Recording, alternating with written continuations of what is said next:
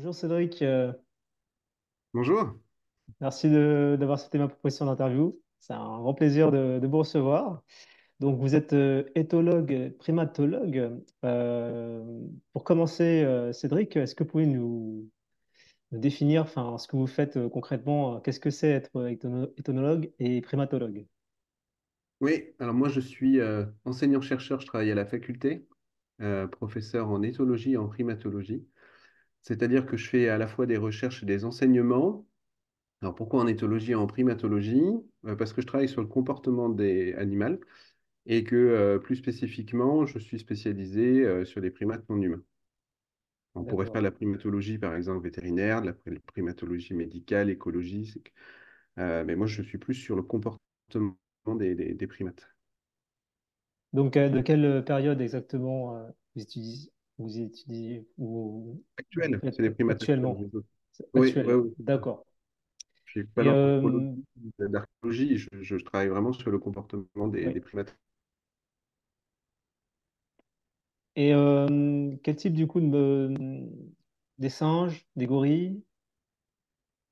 Alors, oui, nous en tant que primatologue, par singe, on entend tous les primates, l'homme inclus. Mais, Oui, sinon, on dit grand singe pour tout ce qui est chimpanzé, gorille, orang-outan.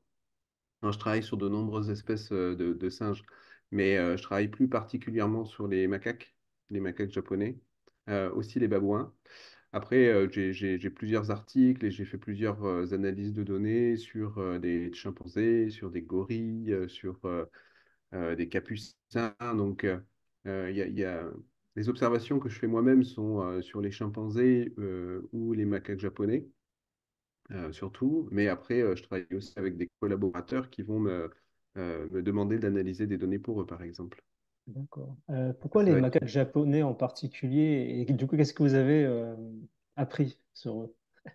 Alors, pourquoi les macaques japonais en particulier? Parce que je collabore beaucoup avec des collègues japonais. J'ai fait un postdoc là-bas entre 2010 et 2011 et depuis, j'y suis retourné à peu près 12 fois, je crois.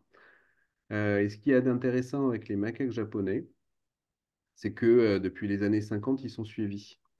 Ce qui veut dire que en fait, on va avoir des groupes qui sont connus depuis 30 ans, identifiés, qui ont un nom, dont on connaît les relations sociales, de dominance, la parenté. Et ça veut dire qu'on peut arriver et que tout est prêt. Donc ça, c'est déjà un point qui est essentiel. C'est pas comme ça partout. Et également parce que, comme ils sont beaucoup étudiés depuis des dizaines d'années, on connaît leur comportement culturel. Ils n'en ont pas forcément plus que d'autres espèces de singes, mais comme ils sont beaucoup plus étudiés, on les connaît. Et donc, si moi j'arrive et que je veux étudier un comportement spécifique, comme le lavage de patates douces par exemple, eh ben, je peux arriver et puis je peux l'observer. D'accord. Du coup, à travers tous vos travaux, qu'est-ce que finalement vous avez appris sur l'homme? Sur l'homme, Ouais, qui se rapprochait beaucoup des autres espèces animales en termes de comportement. J'ai toujours dit que quand j'avais commencé ma thèse, je voulais montrer que les animaux étaient très proches de l'homme et qu'au fur et à mesure du temps, je montrais plus que c'était l'homme qui était très proche des autres espèces animales dans sa façon de se comporter. Moi, j'étudie spécifiquement les décisions collectives ou les réseaux sociaux. Ce que j'ai pu montrer, c'est qu'il y avait par exemple beaucoup d'espèces animales qui votaient pour décider de se déplacer d'un point A à un point B. Et c'est vraiment un vote dans le sens où, en fait, il y a des individus qui se dirigent dans une direction, des individus qui se dirigent dans une autre direction, et puis le groupe entier va décider d'aller dans la direction où il y a le plus d'individus qui se proposent d'aller par là. J'ai étudié ça, j'ai étudié les réseaux sociaux, la transmission d'informations des maladies, où les singes pratiquent aussi, où il y a l'émergence de cultures très intéressantes chez les macaques japonais avec, par exemple, des macaques qui vont monter sur des cerfs et jouer sur les cerfs, faire du rodéo, se déplacer un peu comme nous on pourrait faire avec du cheval, donc avec un cheval. Donc en fait, peu de comportement, si ce n'est l'écriture, et encore, je travaille aussi sur le dessin chez les chimpanzés et les macaques, euh, qui, qui est exclusive à l'homme. Quand on regarde un peu près tout, l'ensemble des comportements sont présents chez les autres espèces animales. Il n'y a pas une différence de présence ou d'absence, il y a surtout une différence de degré de présence. Ça va être un peu plus complexe chez l'humain, mais on a beaucoup de comportements qui sont présents chez les animaux, un peu plus chez les primates non humains, et qui va nous permettre de comprendre l'évolution des comportements à travers les âges. Est-ce que vous y croyez en tout ce qui concerne la cryptozoologie, l'étude des Bigfoot? Et c'est marrant parce que dans mon bouquin Les péripéties d'un primatologue, j'ai intitulé un chapitre Un Yéti au Népal. Ah, ouais, intéressant. Ouais, Et je l'ai intitulé Un Yéti au Népal parce que j'ai étudié aussi les réseaux sociaux chez les yaks et ouais. j'ai après au Népal écrit un peu voilà la du Yéti.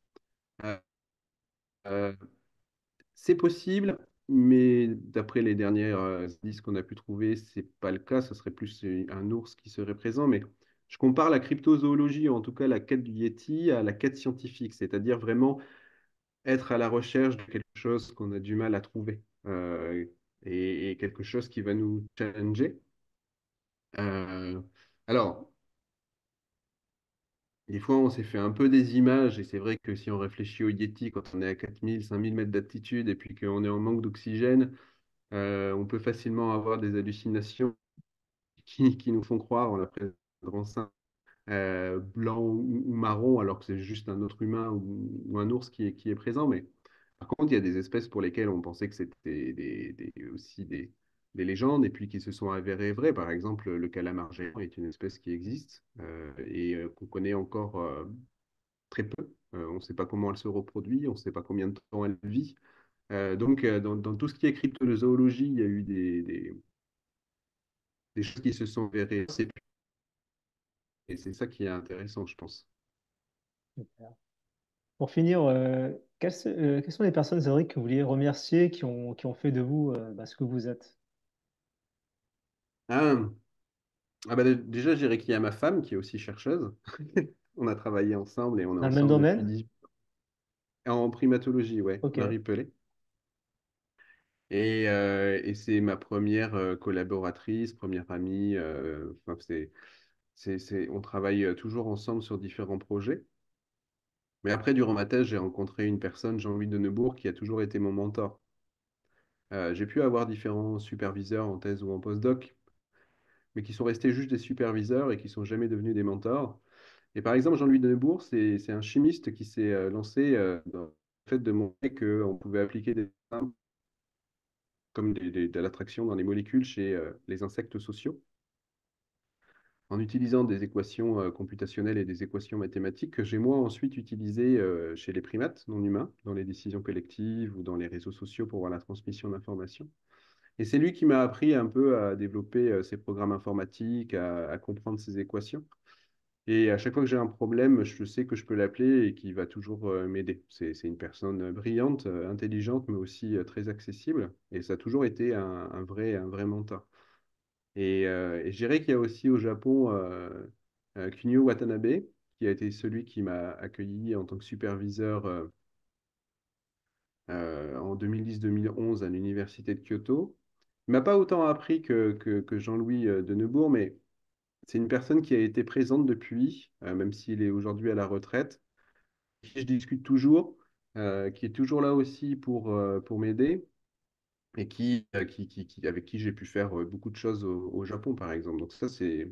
Voilà, Marie, Jean-Louis et Cugno ont été trois grandes personnes dans mon expérience scientifique et qui m'ont beaucoup apporté. Bon, en tout cas, je vous remercie beaucoup, Cédric, pour ce moment de partage. Et puis, comme je dis toujours, l'aventure continue. Oui, À bientôt, merci Cédric. beaucoup. Merci.